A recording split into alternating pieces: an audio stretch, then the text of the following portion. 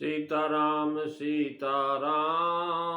सीताराम जय सीताराम सीताराम सीताराम सीताराम जय सीताराम।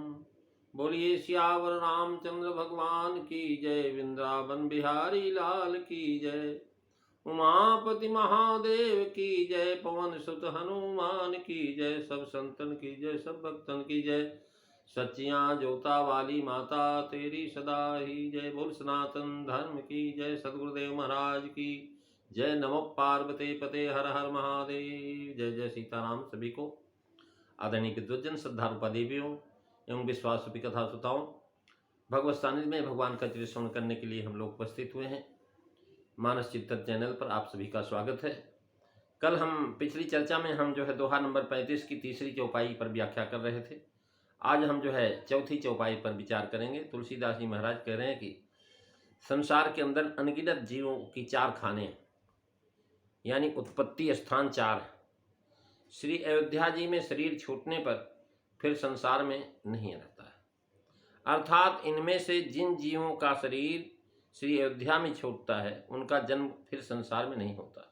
वे आवागमन के चक्र से छूट जाते हैं। भवसागर उनके लिए अगम्य नहीं रह जाता। तुलसीदास जी लिखते हैं कि चारि खान जग जीव अपारा, अवध तजे नहीं अवध तजे तन नहीं संसारा। चारि खान जग जीव अपारा, अवध तजे तनु नहीं संसारा। मंगल भवन अमंगल हारी, द्रवहु सुदशरथ अजिर बिहारी। श्री राम जय राम जय जय राम, श्री राम जय राम जय जय राम। महाराज पहले कहा कि मम धामदापुरी अत पावन। अब उसी के यहाँ दृढ़ करते हैं कैसा भी जीव हो वह महाराज उस धाम में, अयोध्या धाम में मरने से भवसागर पार हो जाता है और राम धाम को पता है। कहते अश्याम मतास वैकुंठ मूर्ध गच्छन्ति मानव, क्रीम कीट पतंगाश्चाम्लेक्ष संकीर्ण जातयः। कौमुदकी करा सर्वे प्रयान्ति गणासनम, लोकम शांतानिकम नाम दिव्य भोग समन्वितम। सत्योपाख्यान में लिखा हुआ है कि महाराज क्रीम, कीड़े पतंगे, मलेच्छाद सभी संकीर्ण जात के प्राणी भी अयोध्या में मरने के बाद महाराज गदाधारी होकर के गरुड़ पर बैठ करके ऊपर वैकुंठ लोक को जाते हैं। वहाँ से दिव्य भोगों से युक्त जो सांत्वनिक लोग हैं उसमें प्राप्त होते हैं, जहाँ जाने पर फिर मृतलोक में मनुष्य नहीं आता है। अतः इस शुभ नगर का नाम है साकेत। इस साकेत का महात्म्य स्वर्ग से अधिक कहा गया। ये साकेत धाम है। महाराज भजनानंदी या सुक्ति जो जीव हैं वे मुक्त हो जाते हैं, और जो मनुष्य अयोध्या जी में रहकर का पाप करते हैं उनका शरीर छूटने पर फिर वहीं कीट पतंग आदि योनियों में पैदा होते हैं, और फिर शरीर छूटने पर सालों की मुक्ति उनको मिलती है। महाराज ये अयोध्या प्रकृति से परे है, और उसके परे होने के कारण यहाँ पुनर्जन्म होना भी संसार में जन्म न होना है। और जो भी है परंतु इस अर्थ की संगति उपाय से लगती है कि इसका कोई प्रमाण नहीं मिलता है। अयोध्या जी में मृत्यु होने से राम धामदा प्राप्त हुआ है, सालों की मुक्ति। यदि सरजू स्नान भी जीवन में किया है तो धाम में पहुँचने पर समीपता भी प्राप्त होती। यह सामीप्य मुक्ति। उत्तरकांड में भगवान श्री राम के स्वयं के वचन हैं कि जाम जनते बिनहि प्रयासा, मम समीप नर पावहि बासा।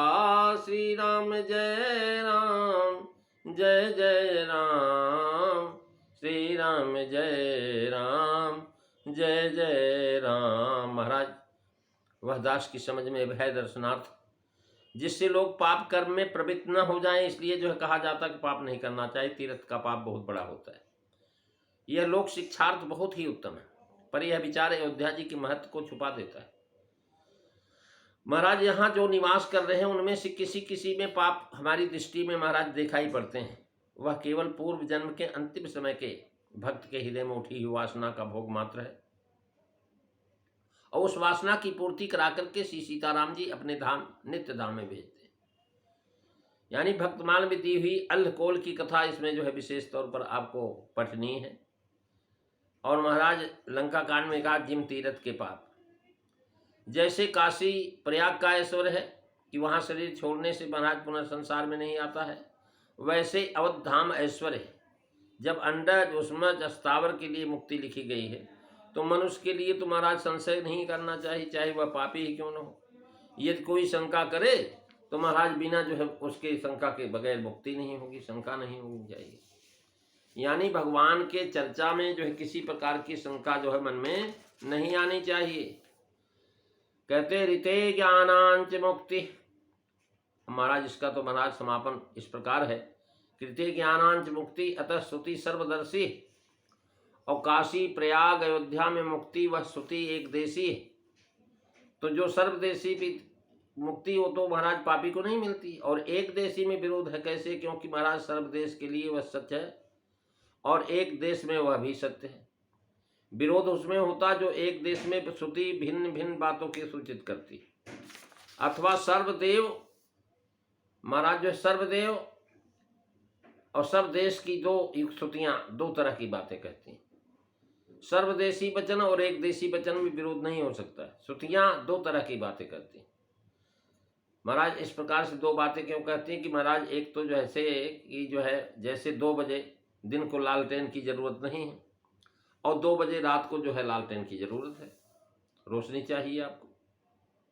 अब दोनों के 2 बजे है, दिन के भी वचन है, 2 वचन है, पर रात्रि और दिन के दोनों के वजह से लालटेन का विरोध नहीं हो सकता।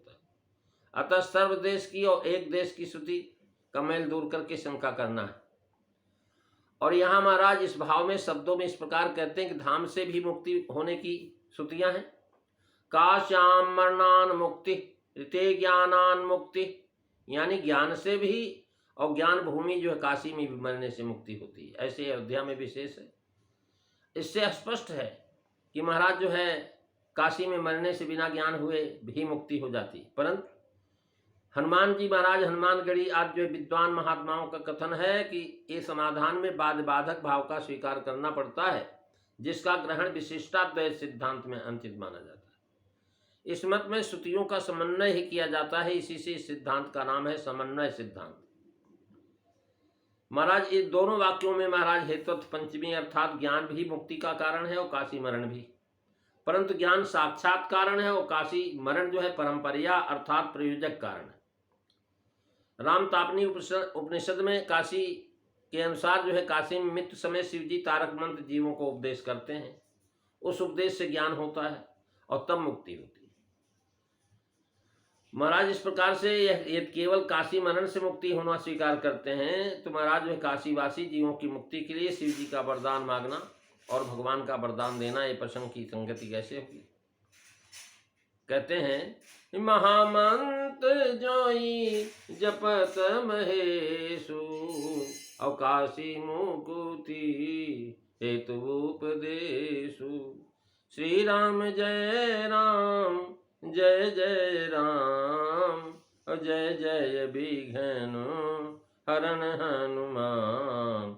महाराज इस प्रकार से बता रहे हैं, कुछ महात्माओं से ऐसा सुना है कि नाम रूप लीला और धाम, इसमें से किसी भी अवलंब लेने से, नाम का अवलंब ले लें, भगवान के स्वरूप का अवलंब ले लें, चाहे उनकी लीला देख रहे हैं आप उसमें अवलंब ले लें, चाहे अयोध्या धाम का जो है महाराज, यानी किसी प्रकार से महाराज अंत समय में जिस ज्ञान की अंत में मुक्ति के लिए जरूरत है वह उसी साधन द्वारा उस समय बिना परिश्रम के जो है स्वतः प्राप्त हो जाता है।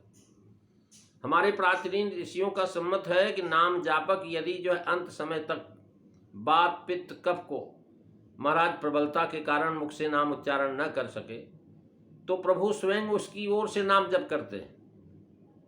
यदि बात आत दोषेण मदभक्ताम च स्मरेत, महाराज रामानुजाचार्य जी लिखते हैं कि यदि बातात दोषेण मदभक्तो माम च न स्मरेत अहम अस्मराम तम भक्तम नयाम परमाम गतिम, वशिष्ठ रामायण का श्लोक है।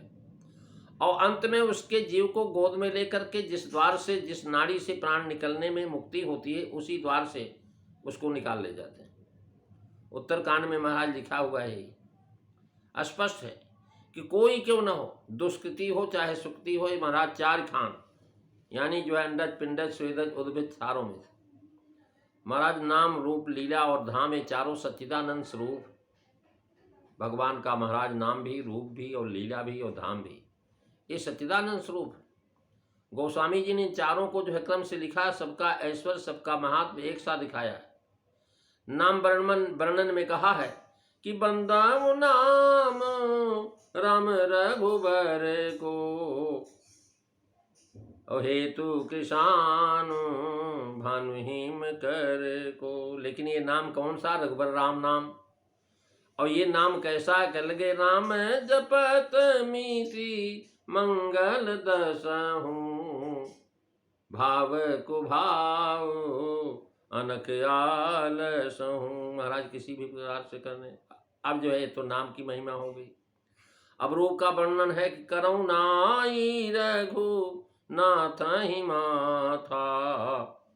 ये तो महाराज राम के रूप को प्रणाम किया जाए, जब तक रूप नहीं हुआ प्रणाम किसको करेंगे। तुलसी कहून राम से साहिब शील निधान, करे राम सरीस को दिन हितकारी, कीने मुकुट निशाचर धारी। ये तो महाराज ये लीला वर्णन हो गया, जो है रूप वर्णन हुआ। अब कह रहे हैं लीला वर्णन। निज संदेह मोह भ्रम हरनी, राम कथा भव सरिता तरनी। महाराज ये जो है लीला वर्णन है। रामचरित राकेश कर सरिस सुखद सब काहू, मंत्र महामणि विषम ब्याल के, मेटत कठिन कुअंक भाल के। धाम का वर्णन। अवधपुरी यह चरित प्रकाशा, नवमी ध्वम वार मधुमासा, सब विधि पुरी मनोहर जानी। श्री अयोध्या जी की विशेष महिमा होने का कारण यह है कि माता सात पुरियों में यह आदिपुरी है। और जो है ये दूसरी बात यह है कि और सब पुरियां भगवान के अंग प्रत्यंग हैं। और ये अयोध्या जी भगवान का महाराज शिरोभाग है। पद्म पुराण में विष्णुपाद अवंतिकाम गुणवती मध्य च, कांचीपुरी नाभो द्वारावती च, हृदय माया परिपुण्यदा, ग्रीवा मूलादि हरंति मथुरा, नासाग्र वाराणसी में तत्पदम, ब्रह्म पदम वदंति मुनियो अयोध्यापुरी मस्तके। तो प्रेमी सज्जनों, ये जो है आपकी महिमा सुनाई पड़ी कि चारों प्रकार के जीव भगवान के नाम रूप लीला माध्यम के माध्यम से अयोध्या धाम में निवास करने वाले, चाहे वो कीड़े मकोड़े क्यों न हो, वो अगर मुक्त जो है शरीर पूरा होता है तो भगवान के धाम को प्राप्त करते हैं। अगली चर्चा आप अगली कथा में सुनेंगे। आज बस इतना ही। बोलिए सियावर रामचंद्र भगवान की जय। धर्म की जय हो, अधर्म का नाश हो, प्राणियों में सद्भावना हो, विश्व का कल्याण हो, विश्व का कल्याण हो। सच्चिदानंद भगवान की। नमो पार्वती पते हर हर महादेव। जय जय सीताराम सभी को।